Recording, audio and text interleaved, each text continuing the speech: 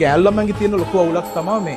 ඔයාලා දේවල් විශ්වාස කරන්නේ නැහැ සාමාන්‍යයෙන්. ලව් ටුඩේ කියලා ෆිල්ම් එකක් බලලා තියෙනවද? ඔය ලව් ටුඩේ මුළු ෆිල්ම් එකම මෝඩයි. හැබැයි ඕකේ එකම එක තැනක් තියෙනවා වැදගත් වෙන. ඔය ෆිල්ම් එක ඇතුළේ දකින්න ඇති කොල්ල චූටි කාලේ අඹ ඇටයක් පැල කරන්න ගිහිල්ලා අඬනවා. අඬ ඉද්දි අම්මා දකිනවා. අම්මා දැකලා ළඟට ඇවිල්ලා අහනවා ඇයි ඔය අඬන්නේ කියලා.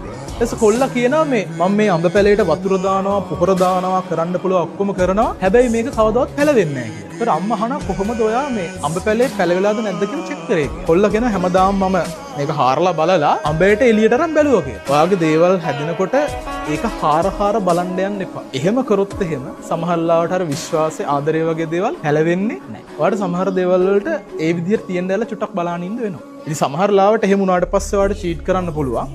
එහෙම වුණොත් ආයෙ එතනින් අතහැරලා දාලා යන්න. අනිත් මිනිස්සයා වෙනුවෙන් චුට්ටක් තමන්ගේ කාලෙන් පොඩි ප්‍රමාණයක් දෙන්න. ඕනට වඩා කිසිම දෙයකට හදිස්සි වෙන්න යන්න එපා. ඒකෙන් දේවල් විනාශ වෙලා යනවා නිසා දේවල් ලස්සන වෙන්නේ නැහැ. හැම එකක් ඇතුළෙන් බොරු තියෙනවා. පොඩි ප්‍රමාණවලින් හරි බොරු කරන්න වෙනවා. අනිත් මිනිස්සුගේ හිත රිදෙන හින්දා වෙන්න පුළුවන්. තමන්ගේ වාසියට වෙන්න පුළුවන්.